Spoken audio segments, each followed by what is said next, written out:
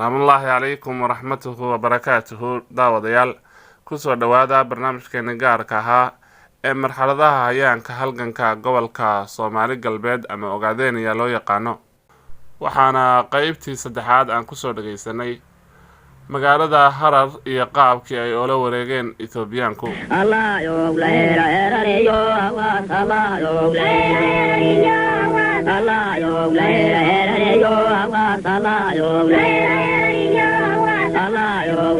intii u dhaxaysay sanadkii 1529 ilaa 43 waxaa socday halgankii uu hogaaminayay Imaam Axmed Guray. sanadkii 1864 waxaa dhashay Sayid Maxamed Cabdilla Xasan. sanadkii 1884 waxaa dhacay shirkii Berlin ee Afrika lagu qaybsanayay. sanadii 1887 Ethiopia waxay si rasmi ah ula wareegtay magaalada Harar oo ahayd caasimadii muslimiinta geeska Afrika. sanadkii 1894 waxaa dhacay heshiis dhexmaray Ingiriiska iyo Ethiopia kaas oo ujeedadiisu ahayd in gobolka Soomaali galbeed Ogaadeniya loogu wareejiyo Ethiopia. 1896 waxaa sidoo kale dhacay heshiis ilaalineed oo dhexmaray Ingiriiska iyo odayaal dhaqameedka Soomaali galbeed Ogaadeniya. 1897 waxaa dhacay heshiis Ingiriiska iyo Ethiopia u dhaxeeya oo ay ku sameeyeen xuduud beeneed u dhaxeeya Soomaalida iyo Ethiopia. sanadii 1895 Sayid Maxamed Cabdilla Xasan ayaa bilaabay halgankii daraawiishta ee ka dhanka ahaa Axmaarada, Talyaaniga iyo Ingiriiska.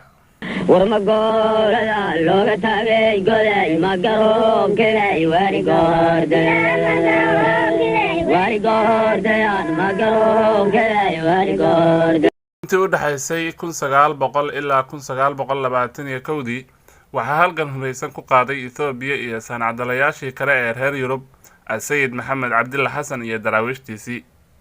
xilligaas Ethiopia awood ay gobolka ku qabsato ma aysan lahayn marka laga yimaado isku dhacyo iyo weeraro daraawiishtu ku qaaday dableydii Ethiopiaanka ahayd ee deegaanka meelo ka mid ah ku sugnayd. sanadii 1910 waxaa Ethiopia boqor ka noqday Hayle Selassie.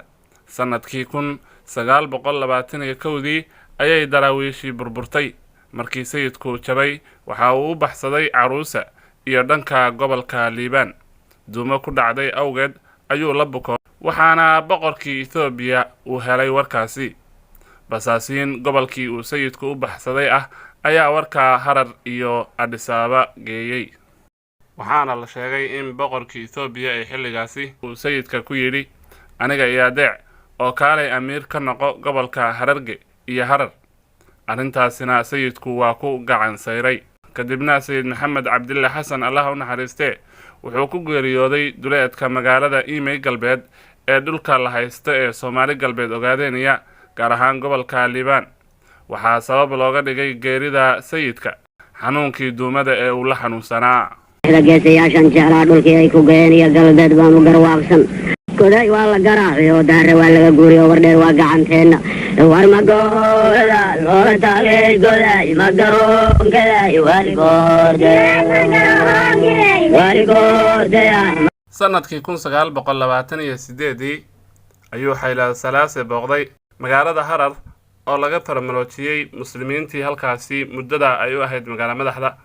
sanadkii 1942 ayuu Ingiriisku bilaabay wareejinta dhulka Soomaali galbeed Ogaadeniya wuxuuna sanadkaasi Ethiopia ku wareejiyay gobolka faafan ay Jigjiga magaalo madaxda u tahay iyo galbeedkiisa. sanadkii 1943 waxaa la wareejiyay gobolka Shiniile iyo Diridhaba. isla sanadka waxaa la aasaasay ururkii dhalinyarada SYL oo u taagnaa in Soomaali weyn la isku raadiyo. sanadkii 1944 waxaa la wareejiyay Fayambiro ilaa Wabi Shabeelle. 1945 waxaa dhacay dagaalkii labaad ee dunida. dhamaadkii dagaalka labaad ee dunida waxaa bilowday halgan ay hormuud ka yihiin dadyowgii dulmanaa ee la cadaadin jiray. ujeedadiisuna ay ahayd in ay iska dulqaadaan dulmiga lagu hayo. halgamadaas oo ay sababtay inay xayndaabkii gumaysiga ka baxaan ummado fara badan oo ay ka mid ahaayeen kuwa ku nool qaaradda Afrika. waxaana samaysmay maamullo ay si muuqaal ah gacanta ugu hayaan hogaamiyayaal ka soo dhexbaxay bulshadii soo halgantay. sannadii 1947 ururka dhalinyarada SYL ayaa bilaabay abaabul Soomaali weyn oo dhan ku garab istaagtay Jigjiga iyo Soomaali galbeedna aad ayaa looga taageeray. 11 Janaayo 1948 waxaa dhacay dagaalkii Ha Noolaato. maalintaas waxaa dibadbax aad u weyn uu ka dhacay magaalada Muqdisho, halkaasna waxaa ku dhintay dad fara badan oo ay ka mid tahay Xaawa Taako oo ahayd gabadh reer Jigjiga ah. sannadii 1949 Qatal Daahir oo xubin ka ahaa dhalinyaradii SYL oo wata 6 nin oo dhalinyaro ah ayaa Jigjiga saacado haystay kalena wareegay boqorkii Xabashida.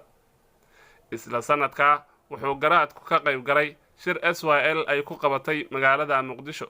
Talyaaniga ayaa garaadka gacanta ku dhigay wuxuuna u soo dhiibay Ingiriiskuna wuxuu ku wareejiyay boqorkii Xabashida ee Ethiopia ee Haile Selassie. ku dhawaad dhowr iyo 10 sano ayuu halkaasi ku xidhnaa garaadku. sannadii 1954 waxaa la wareejiyay dhulkii uu Ingiriisku u yaqiinay Howd and Reserve Area oo ahayd dhinaca waqooyi galbeed Soomaaliya ay kaga beegan tahay gobolada Dhagaxbuur iyo Doollo. 28 bishii labaad 1955 ayuu Ingiriisku si rasmi ah u shaaciyay in gabi ahaanba gobolka Ogaadeniya ama Soomaali galbeed uu ku wareejiyay boqortooyadii Ethiopia ee Haile Selassie.